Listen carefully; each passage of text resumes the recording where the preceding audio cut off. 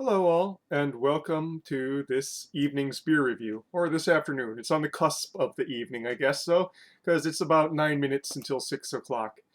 And yeah, wow, it's not been a good week for me by anyway. It hasn't been a good couple of months, really. So yeah, might as well review beer while I still can review beer, you know. So reviewing another can from the four that I got at Bottleheads. This is from a brewery that I've never actually had a beer from before. In fact, I didn't even know they were canning.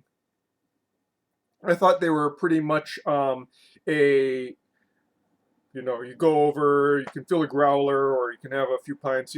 Basically a storefront thing.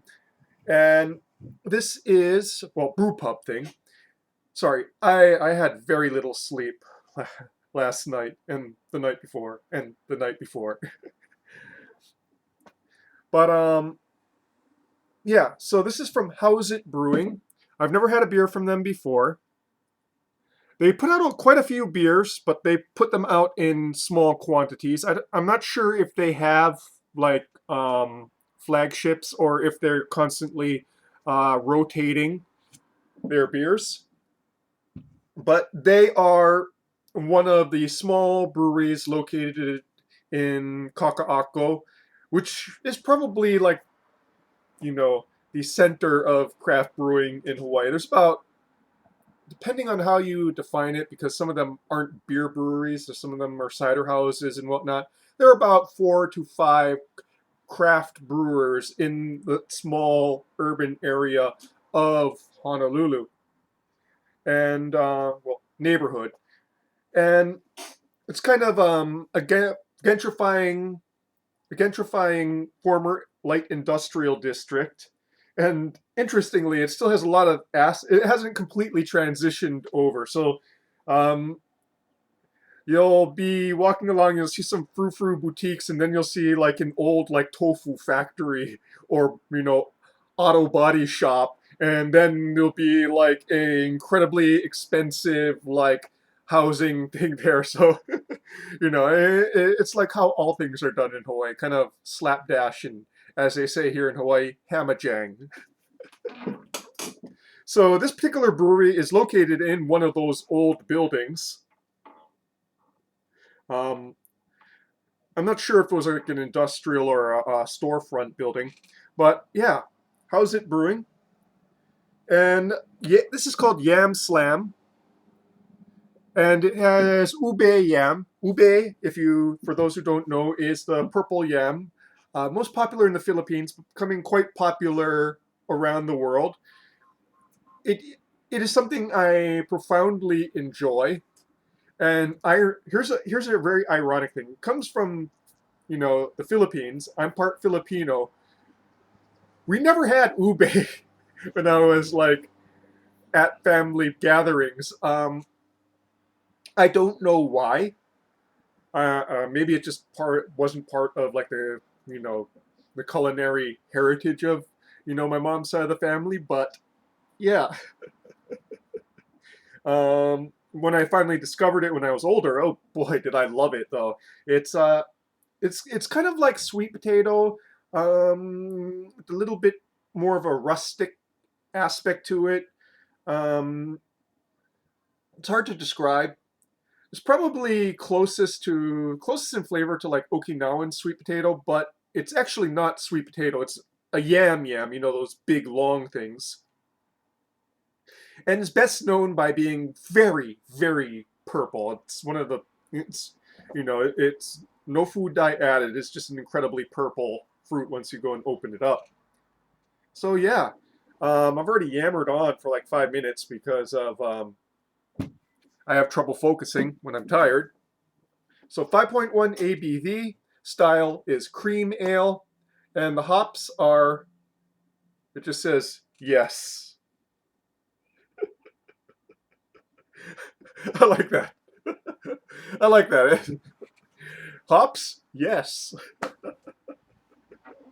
I'm guessing it's probably just like a mix or something like that.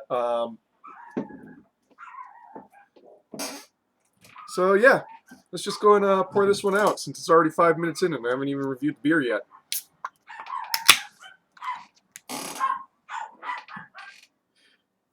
So usually cream ales are a light colored beer.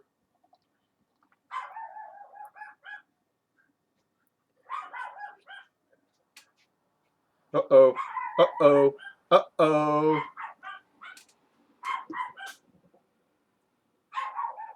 So this one, you can see, it is not light colored. And interestingly enough, looking on the camera, it appears brown. But let's see if I can move it back here. Will it show? Nope. How about here?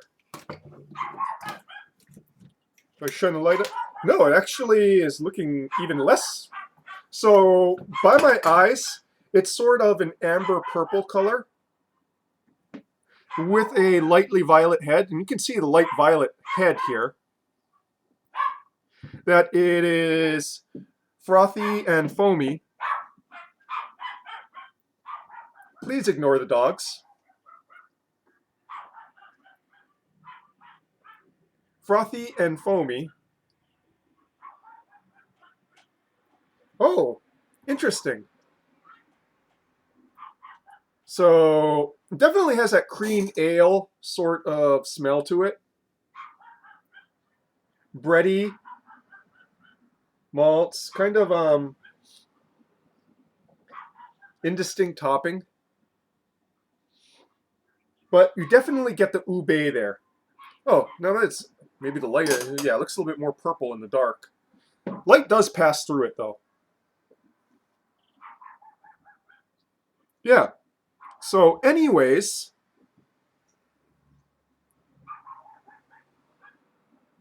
yeah, it's got that cream ale smelling for that kind of cream ale malt base, but you definitely get some of that earthy, um, earthy and fruity ube kind of.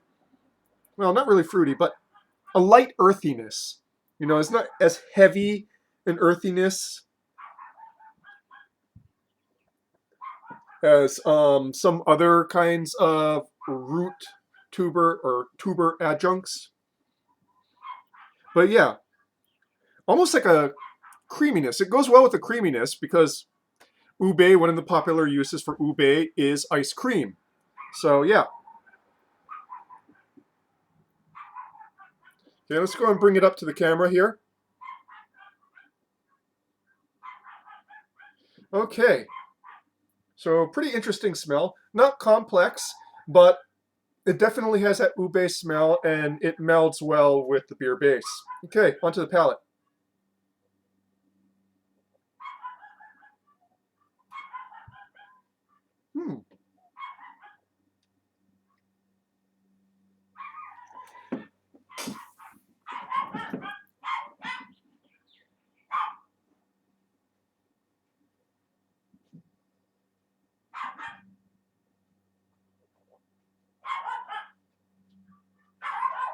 Yeah.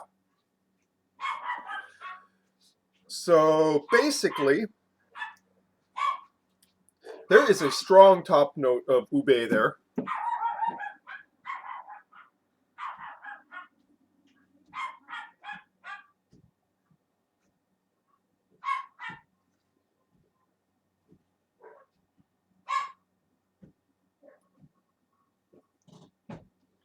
And it's actually fairly dry on the palate. So yeah, the hopping, while not being very present in either the nose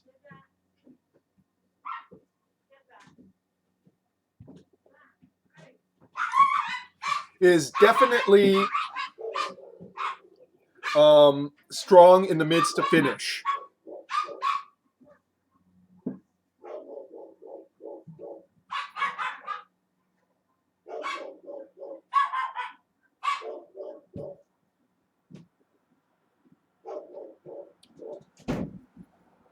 With ube, yeah, really dominating that top note there throughout. It's not as strong on the palate, however.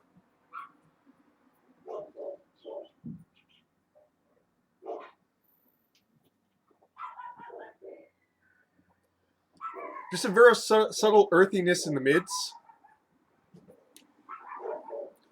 One slight flaw, there is a very light metallic note in the mid to finish. Doesn't detract from the rest of the beer too much.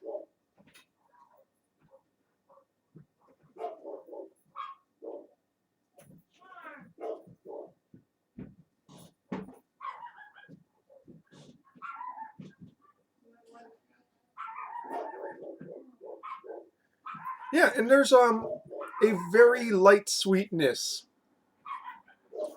almost on the sides of the palate.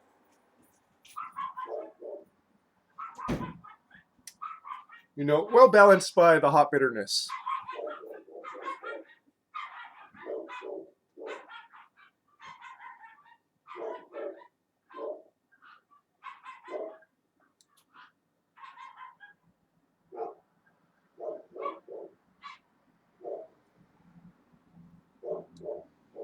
Yeah,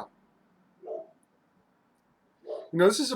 I know I've seen many like ube um, beers that use ube as an adjunct on the internet, but this is like the first one I've had for myself, and I kind of like it. Cream ale works. I'm almost wondering what it would be like in a sort of heavier, sweeter beer, though.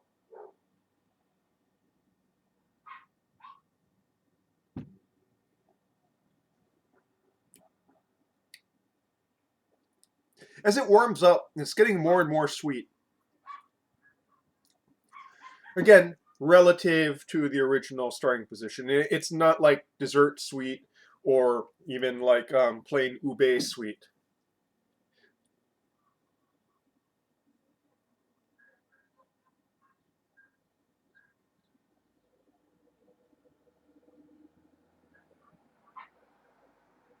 Yeah.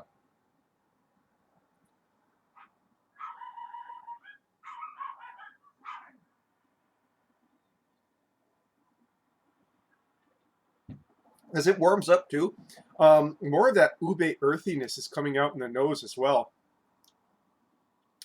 I'm really going into this one because I really love ube, and kind of wish I had like some ube lumpia to go with this. This would actually pair really well with like some ube lumpia. Lumpia being like a Filipino dish. It's kind of like it's sort of like an egg roll, only it's stuffed with different things. And so like so some of it can be like meat and vegetables, but other times it'll be things like banana or ube.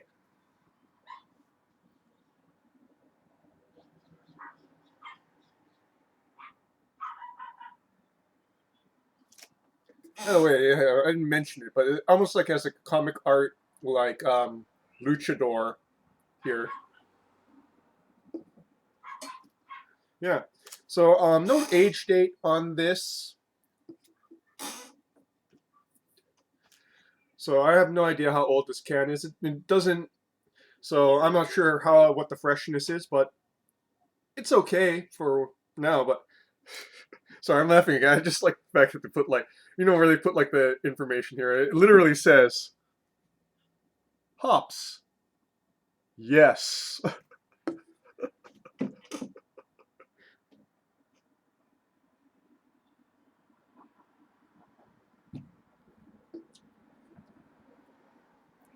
So to wrap this up, I suspect your mileage with this beer will go for as far as you enjoy ube yourself. Now, I really enjoy ube flavor.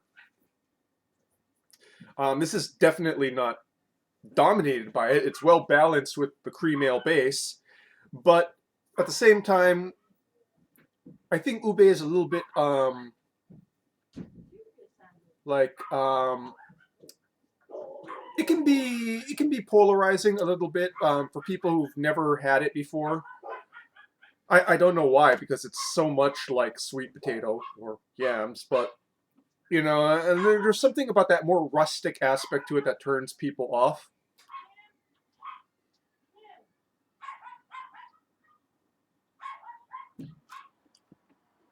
So I don't know how you would get this.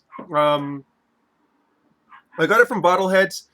From what I've read on the website, I think Village Bottle Shop over in Kakako also carries like the canned version of this. They probably also sell it straight out of the brew pub.